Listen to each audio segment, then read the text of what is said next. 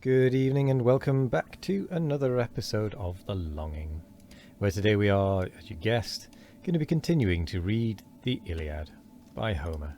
So, let's get a-going. Saturn's great sons in fierce contention vied, and crowds of heroes in their anger died.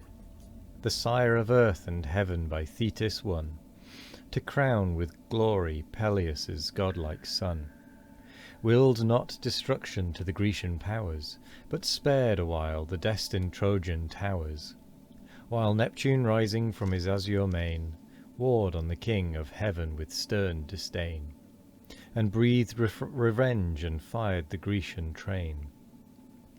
Gods of one source, of one ethereal race, alike divine and heaven their native place. But Jove the greater, firstborn of the skies, and more than men or gods supremely wise. For this of Jove's superior might afraid, Neptune in human form concealed his aid. These powers enfold the Greek and Trojan train, in war and discord's adamantine chain. Indissolubly strong, the fatal tie is stretched on both.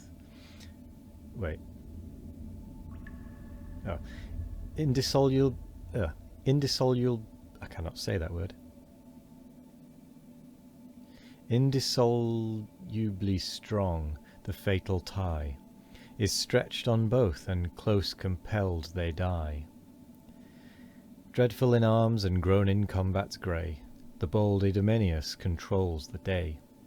First by his hand Othryoneus was slain, swelled with false hopes, with mad ambition vain. Called by the voice of war to martial fame, from high Cabesus' distant walls he came.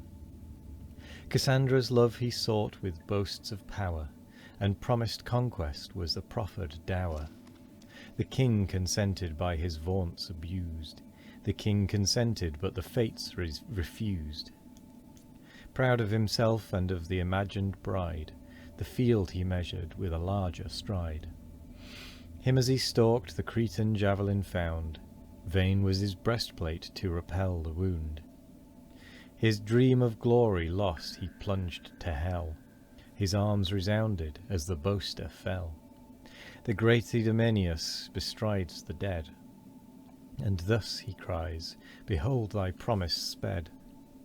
Such is the help thy arms till Ilion bring, and such the contract the Phrygian king. Our offers now, illustrious prince, receive. For such an aid what will not Argos give? To conquer Troy with ours thy forces join, and Count Atrides' fairest daughter thine. Meantime on further methods to advise, come follow to the fleet thy new allies. There hear what Greece has on her part to say." He spoke and dragged the gory corse away. This Asius viewed, unable to contain, before his chariot warring on the plain. His crowded coursers to his squire consigned, impatient panted on his neck behind. To vengeance rising with a sudden spring, he hoped the conquest of the Cretan king.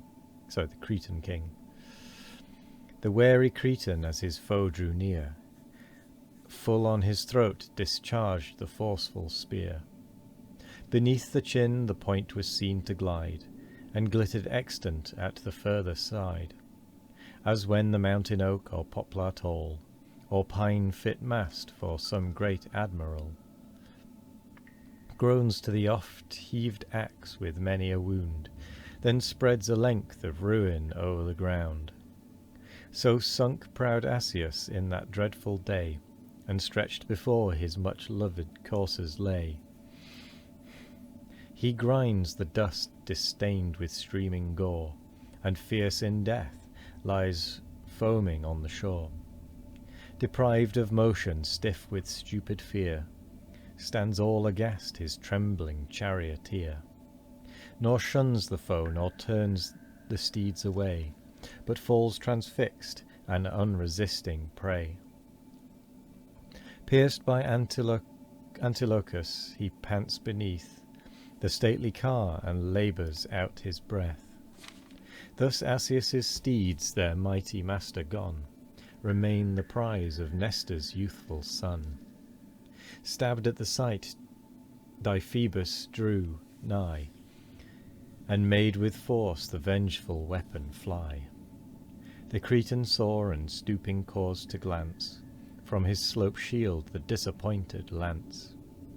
Beneath the spacious targe, a blazing round, thick with bull hides and brazen orbits bound, on his raised arm by two strong braces stayed, he lay collected in defensive shade. O'er his safe head the javelin idly sung, and on the tinkling verge more faintly rung. Even then the spear the vigorous arm confessed, and pierced obliquely King Hypsenor's breast. Warmed in his liver to the ground it bore, the chief his people's guardian, now no more. Not unattended the proud Trojan cries, nor unrevenged lamented Asius lies. For thee through hell's black portals stand displayed, this mate shall joy thy melancholy shade.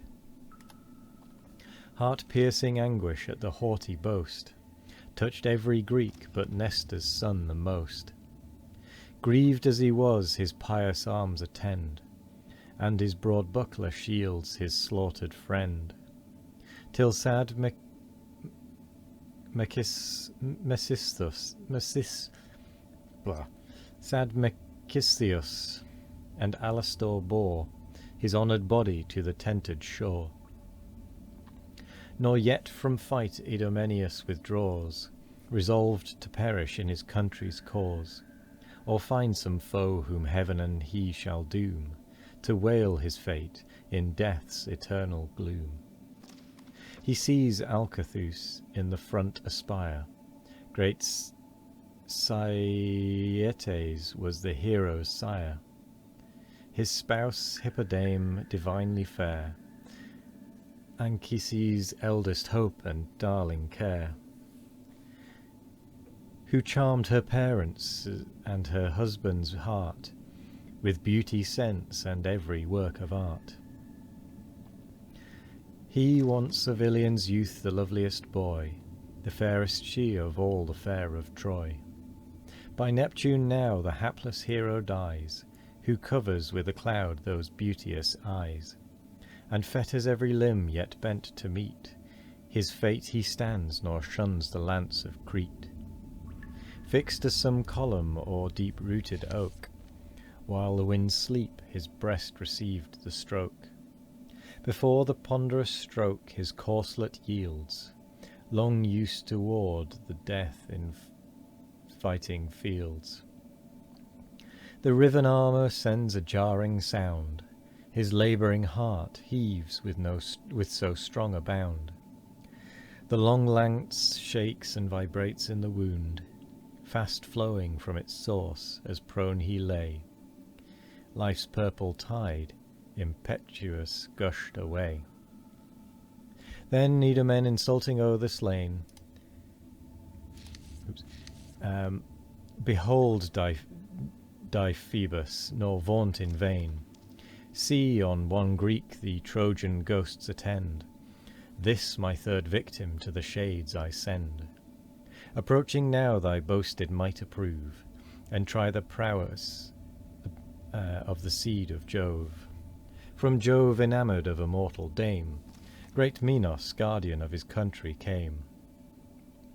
Deucalion, blameless prince, was Minos' heir, his firstborn, I, the third from Jupiter. O'er spacious Crete and her bold sons I reign, and thence my ships transport me through the main. Lord of a host, o'er all my host I shine, a scourge to thee, thy father, and thy line. The Trojan herd uncertain or to meet, alone with venturous arms the king of Crete, or seek auxiliar force at length decreed, to call some hero to partake the deed.